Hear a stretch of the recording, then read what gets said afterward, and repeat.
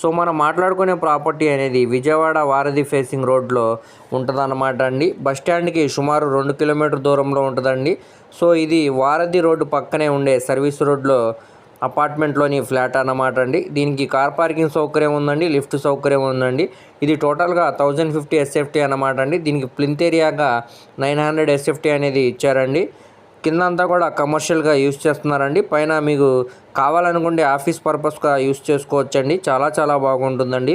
So ఈ విధంగా rents అనేవి ఇచ్చుకుంటే సుమారు 20,000 నుంచి 25,000 దాకా రెంట్స్ అనేవి వస్తాయండి ఆఫీస్ పర్పస్గా.